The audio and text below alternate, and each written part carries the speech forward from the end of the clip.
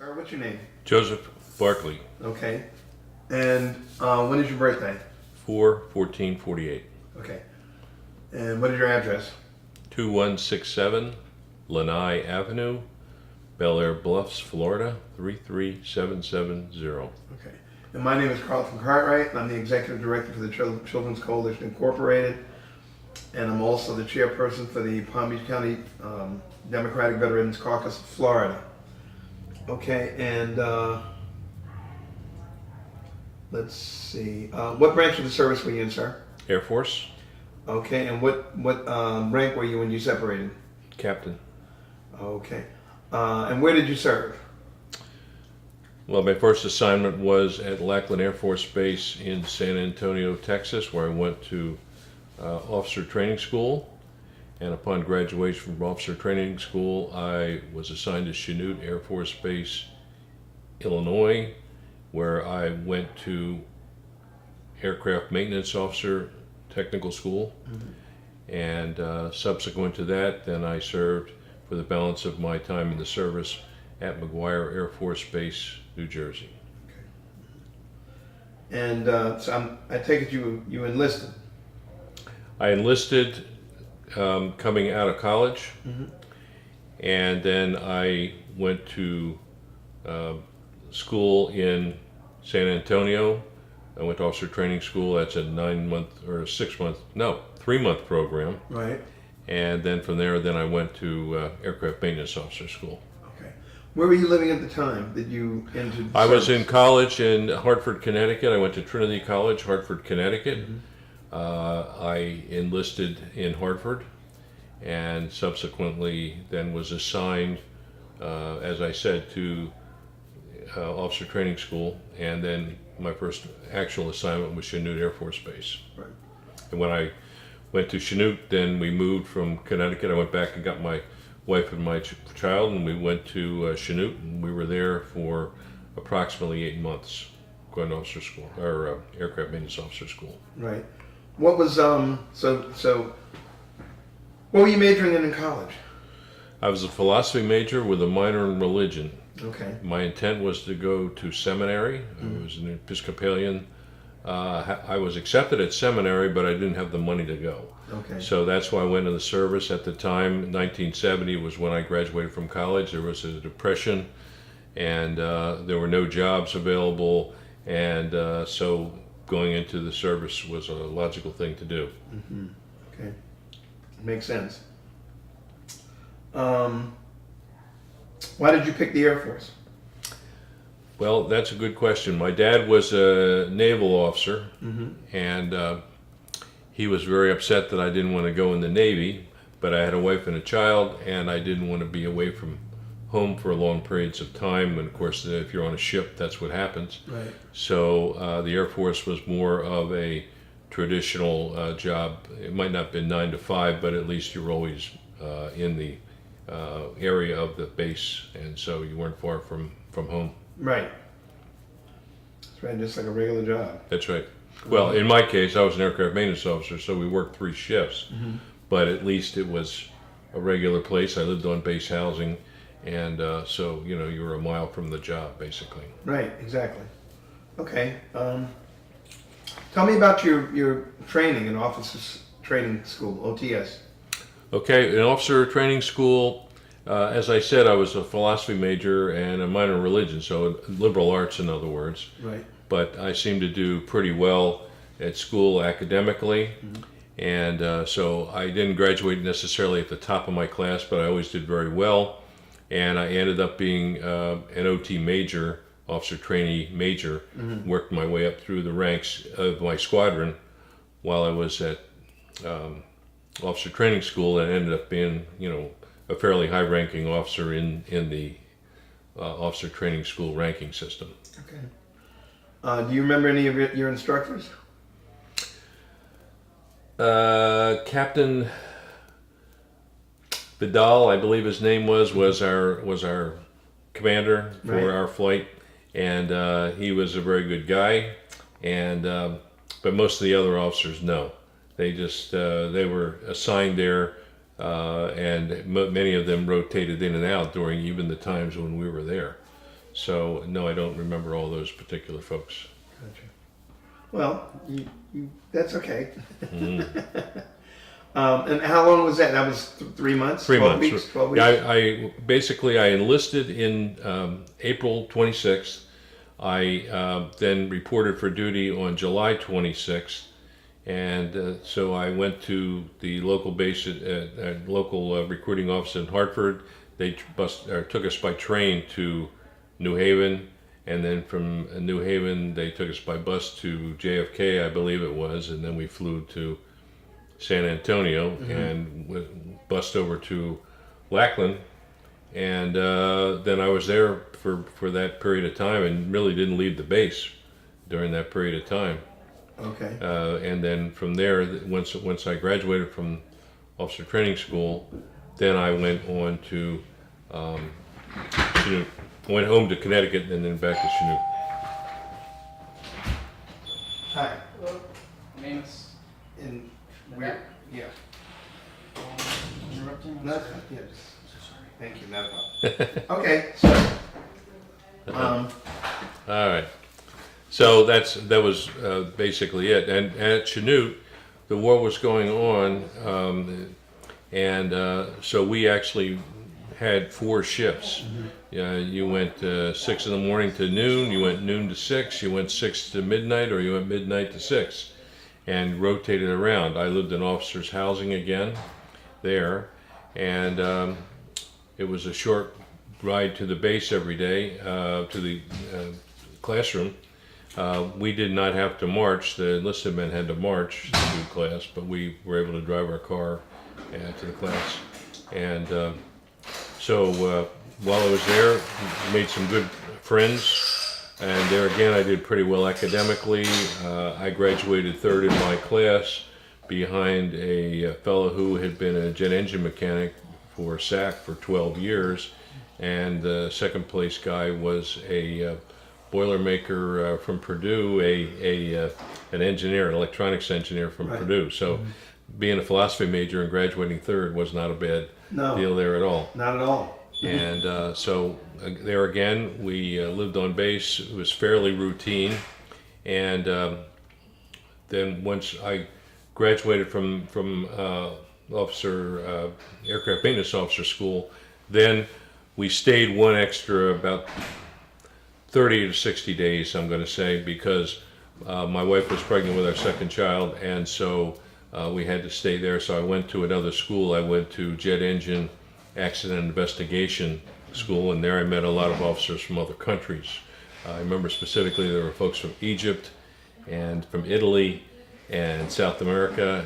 There was a fellow from Taiwan who had been a pilot, and he was flying an F-80 out over the Pacific one time, and his engine light went on. He was out of oil, and so he had to make a decision whether to bail or to run the engine dry, and he ran the engine dry and got home safe. But I remember that war story, so that was a good one. I hear you. Wow. Okay. Let's see. So, what was the title of your AFSC anyway? Aircraft maintenance officer. It's my AFC was 4021 initially, and then became 4024. Okay. So where are all the places that you traveled while you were in the service? Okay, well, again, I lived a fairly mundane existence in the service. After I graduated from Chinook, we moved to New Jersey. What happened was, when I graduated, there was another fellow in my class who was from Florida. He had an assignment to McGuire Air Force Base. I had an assignment to Homestead. Right. And we switched so that the guy from Florida could go to Florida, and the guy whose family always had a shore place in New Jersey went to New Jersey. And so it worked out well. And so I was stationed at McGuire for the balance of my career. And while I was there, we lived on base housing. I did have one additional stint where I was an administrative officer, squadron commander for my squadron. Oh, really? For about I'll say, 9 months or so.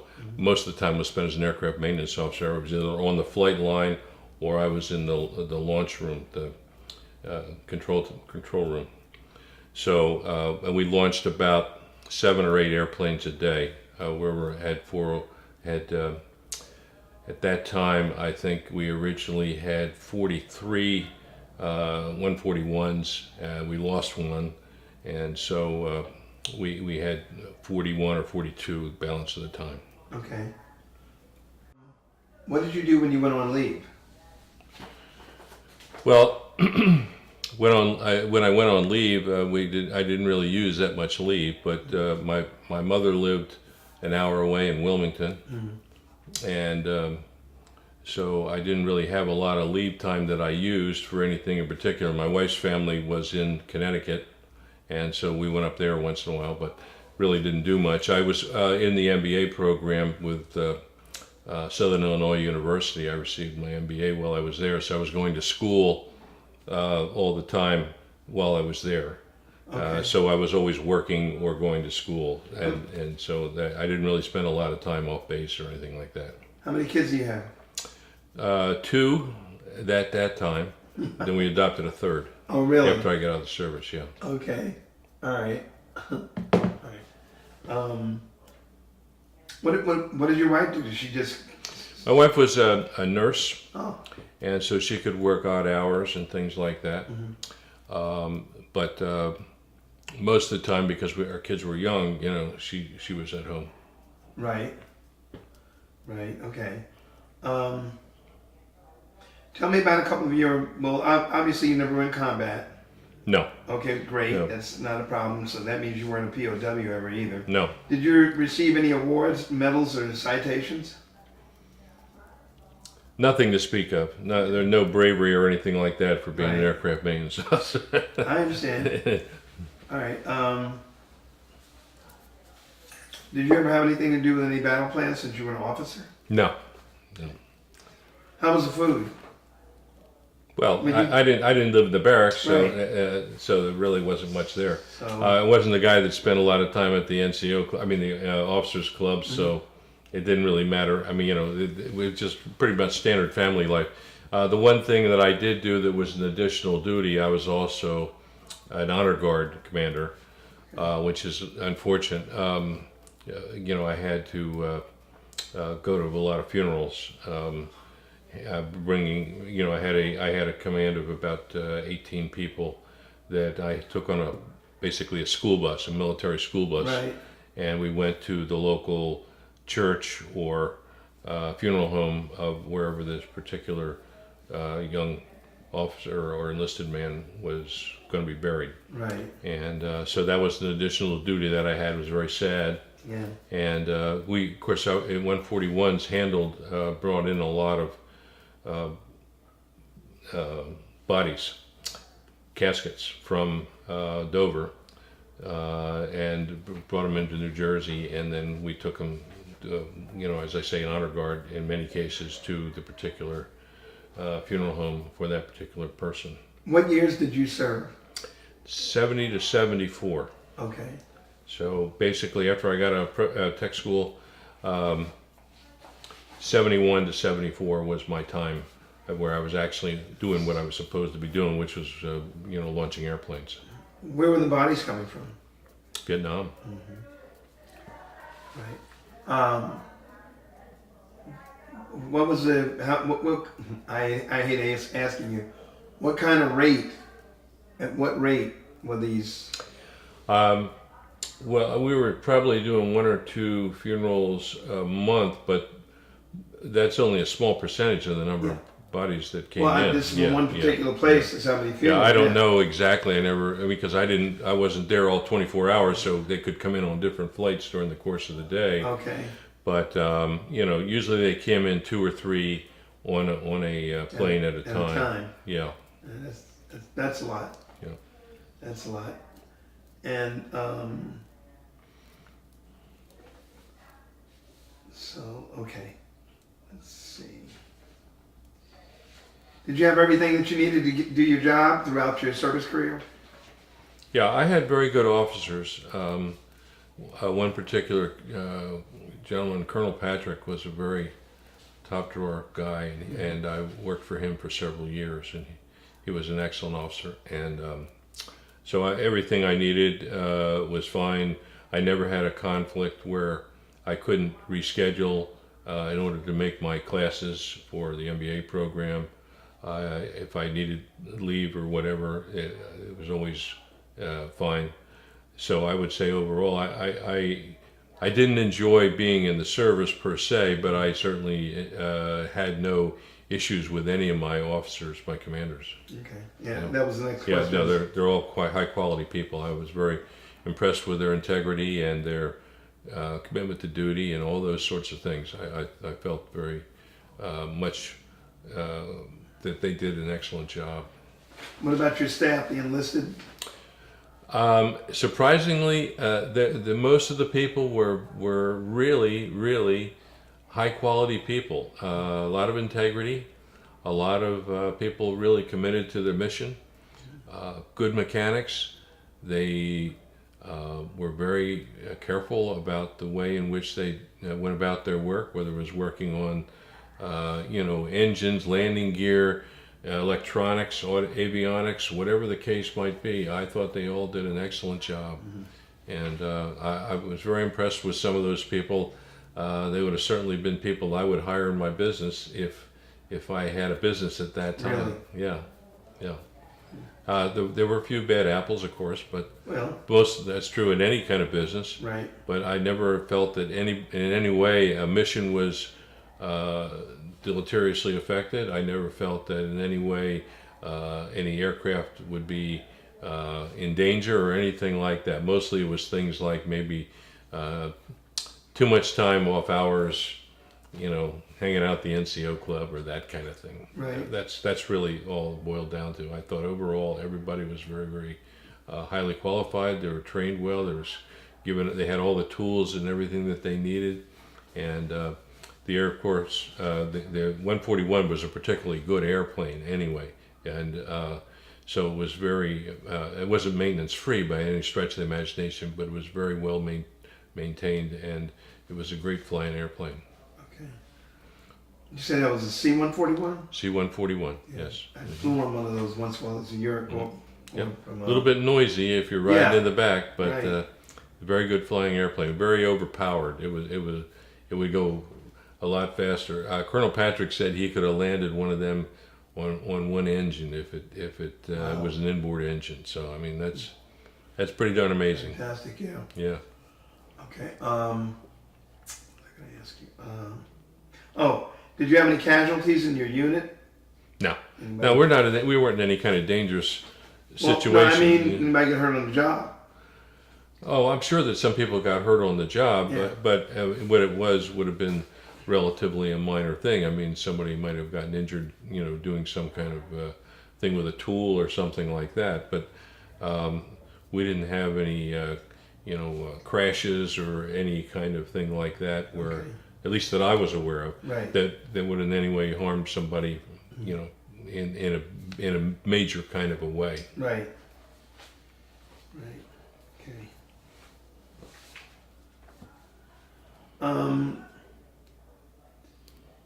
What did you do for fun or entertainment? I know you had a family, so Yeah. what did you do Well, with kids?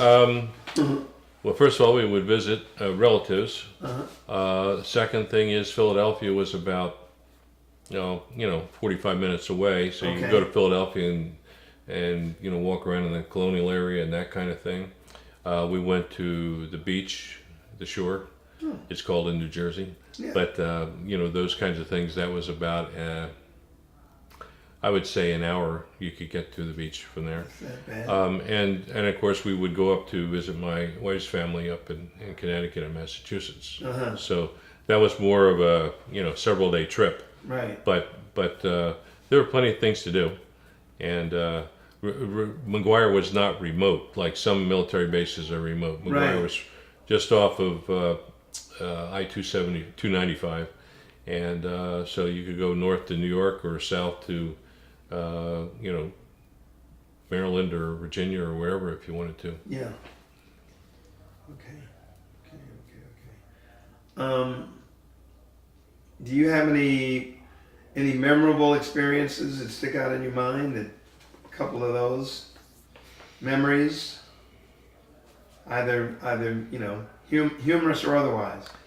No, well, I think overall, I especially enjoyed the folks I was with in the MBA program. They were from both Fort Dix and McGuire, and we had good camaraderie. What we did is form the way the MBA program worked was the instructor came to us, and so they would fly in on a Friday, so we would go to school Friday, Saturday, Sunday, have a midterm or turn in a report or a paper at the third day, and then 3 weeks later the instructor would fly in again, and you would have 2 more days of instruction and then a final exam or a final paper or a final presentation, and it might be a group presentation.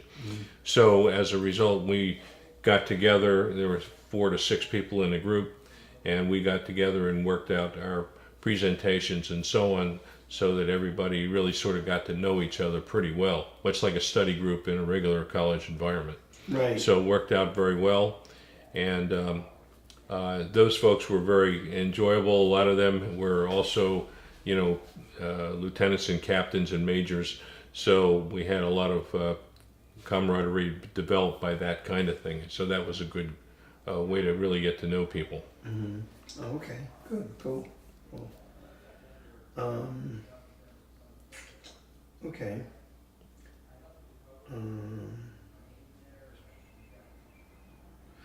So, what was going on in your life in '74? Well, when you were getting ready to separate. So in '74, I graduated from the MBA program, and I got accepted into the doctoral program at University of Missouri, Columbia, and so got out of the service. The service moved us to Missouri, and I spent a year there. Anyway, so I did that for a year. I didn't really like it. I didn't like the idea of being a professor. The professors, I wouldn't call them bored, but they were not really that excited about what they were doing. And I didn't really want to have that kind of unexcited life. So I started making some phone calls and so on. I got a job with Division of Macy's in their executive training program, and I went back to New Jersey and worked for Macy's for about a year and a half. And then from there I went into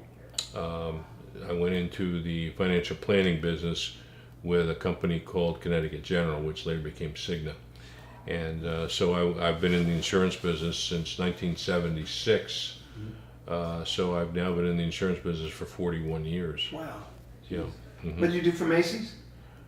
I ran a men's department. Okay. You go to the executive training squad. That was 3 or 4 months of going to the home office in Newark. So we had to drive to Newark every day. So 2 or 3 people in my area of central Jersey, and we drove to the train station together, rode the train there, and then rode a trolley to the Macy's department store. It's called Bamberger's. There was a different division. It doesn't exist anymore. Right. And so we did that, and then we all got assigned to different stores, and I got assigned to a store just outside of Philadelphia for running the men's department.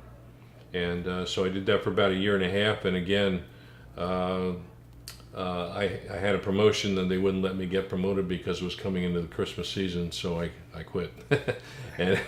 and that's when I went into the insurance business. I had interviewed with Connecticut General beforehand while I was getting out of the service. Right. I actually had interviewed with them because they were, at the time, they were giving early outs, and interviewers were coming to like job fairs at the base. And I had interviewed with them at that time. They had actually sent me to Hartford to join their executive training squad then. And I said, thanks, but no thanks. And I did the other for a while, but then I came back in and did it. So anyway, that worked out pretty well. And I did that for a long time in New Jersey. And you win a sales contest or something, you go to a Florida resort, and we were also Phillies fans, so we came down to Clearwater to go to Phillies games for spring training. So as a result, I finally convinced my wife to move down here, and we've been down here now 12 years. Okay. Was it hard? To move down here? Well, convincing her. Yeah, sure. I was convincing her for like 25 years. Oh my God. Okay. Yeah, Yeah. that was another job, huh? Yeah. Okay. So did you do any? Did you? Okay. Oh, you finished your PhD, I would imagine. No, I have a second master's. I got another master's that's insurance related, Oh. and then I went to law school. So I have a law degree also. Yeah. My wife and I also had a law practice in addition to the insurance business. You did? Mm-hmm. Oh, okay. You're Yeah. also an attorney. Yeah. What type of law? Not here. I'm New Jersey and Pennsylvania. Okay. Here, what happens when you're in the insurance business and you have those kind of credentials? I have a lot of other industry credentials too that I just worked out over time. Right. You get called into the home office to be an inside guy, you know, to go train people out in the field. So I did a fair amount of traveling and that kind of thing, and teaching a lot of classes and so on. Right. And so as a result of having a law degree, I ended up being a home office executive part of the time as well. You spend some time in the home office, you spend some time out in the field, you spend some time in the home office, you spend some time in the field. Right. That over the course of the years. And then about 10 years, well, a little more than 10 years ago, I got tired of the in the home office, out of the home office, that kind of thing. So my wife and I bought a insurance agency. And so for the last 10 years, we've been general insurance agents. Right. Oh, okay. Okay. All right. Wow. So that came in handy. Yeah. Yep. Mm-hmm. Okay. Did you maintain any close friendships from the military? You know, I knew you were going to ask me that question. The answer is no. My dad,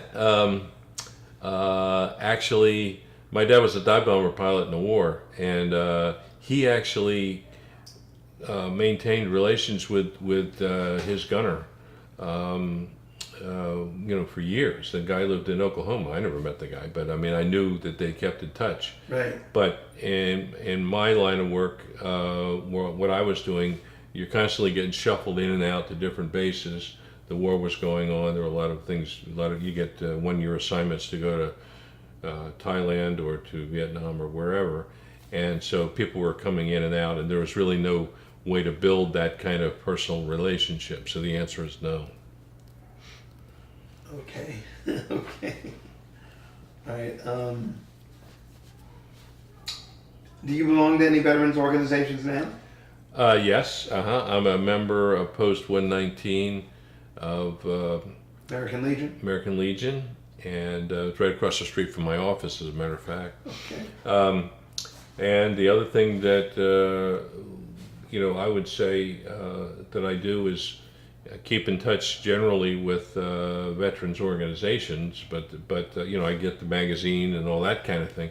But no, I don't. There's no other special things that we do. Okay, except for the...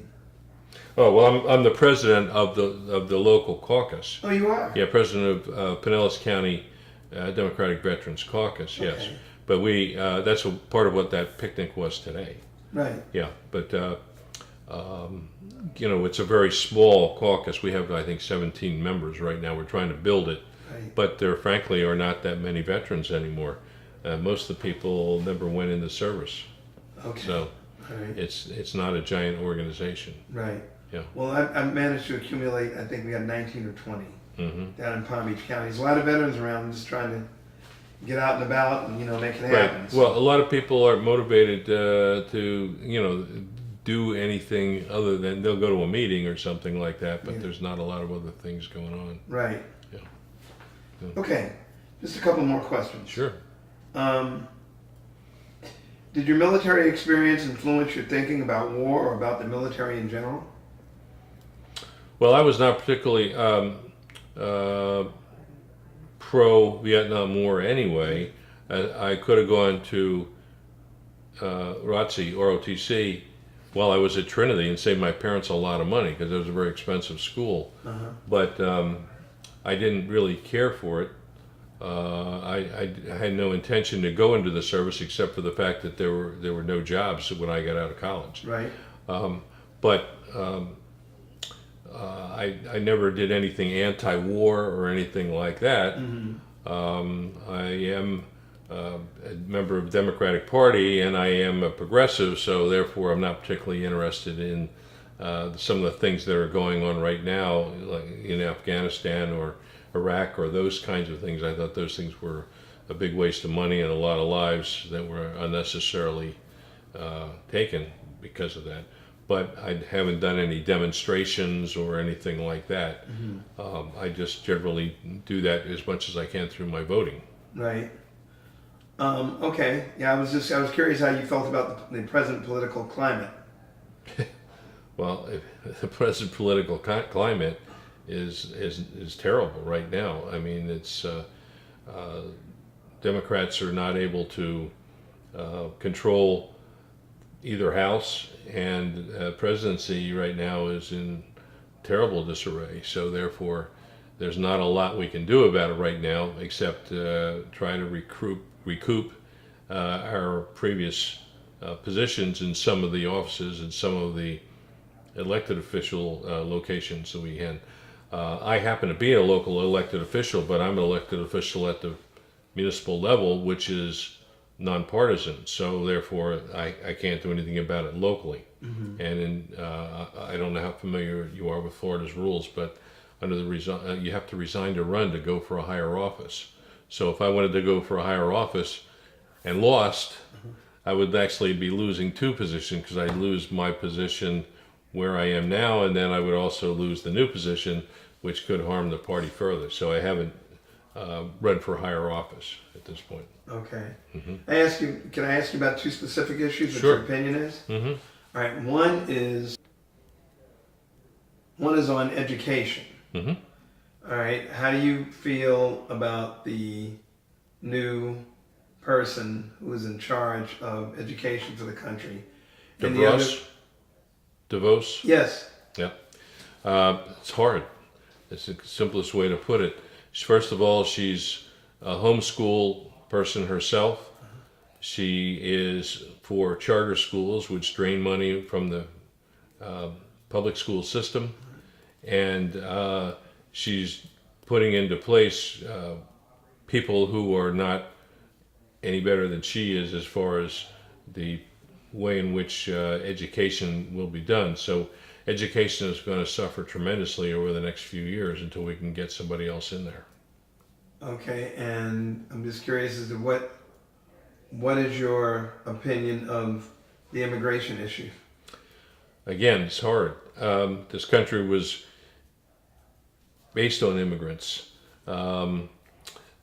Immigrants of whatever form came from someplace else. The only people here were Native Americans, so everybody came from someplace else. So to cut off immigration is totally wrong.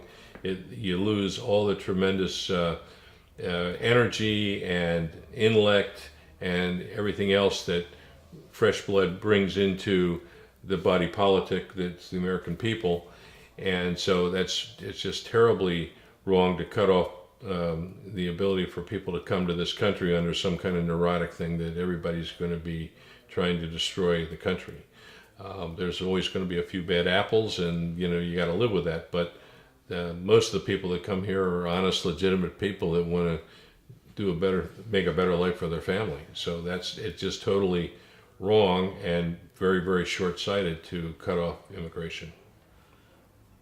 In that same vein, do you feel, okay, immigration and education, do you think the cuts that they're attempting to make, and I'm sure win or lose, there's going to be a certain amount of money taken off the table anyway, if, eventually I would imagine if they are able to even start cutting on that. I I mean, I just take it for granted that there's for instance, a $9.2 billion education cut that's on the table, that there's possibly, that maybe half of that or 3/4 of it or 30% of it, will, happen if I don't think they even care about It's got to get through both houses. a full win. Yeah. I hear you. Yeah. But, through the bartering and the compromising. So, but my question is, on both of those issues, do you feel like it's about more, is it more financial, or is there more racism, or a combination of both? Okay. I haven't thought about it in terms of racism as a primary issue. It's clear that racism plays a part, especially at the local level. But the main thing is it's very short-sighted to cut off education funding, because education funding is what drives the growth in knowledge, in invention, in all kinds of innovations that happen. And so it's just very, very foolish to cause education to get reduced funding. That's number one. But number two, the other issue is how you use the funding that is there, and draining it off to schools that are owned by many of the politicians' families. So what they're really doing is doing a fund transfer to their own families, because they own the schools of these charter schools. It's just unconscionable, and it's a terrible way to go. And nobody seems to be as concerned about it as we are here at the local level, but we see it all the time. Right. Last question. How did your service and experiences affect your life? Okay. That question I figured you would ask. Being an aircraft maintenance officer had nothing to do with what I do in my job, what I've done for the last 40 some years. But what it did do, I think my officer training did several important things. First of all, it made me realize that I'm capable of doing any kind of thing, because of the fact that I'm able to develop the skills and other qualities that are necessary to do the job and do it well. I never thought I would go into the insurance business. I never thought I would go into the retail business. I never thought I would go into the law business. I never thought I would go into the politics business. But I've done well in all those fields simply because the Air Force taught me that I could do whatever I had to do and do it well. And so I think going to officer school it was ironic, because it was not something I intended to do, but it turned out to be very influential in my success over the course of my life.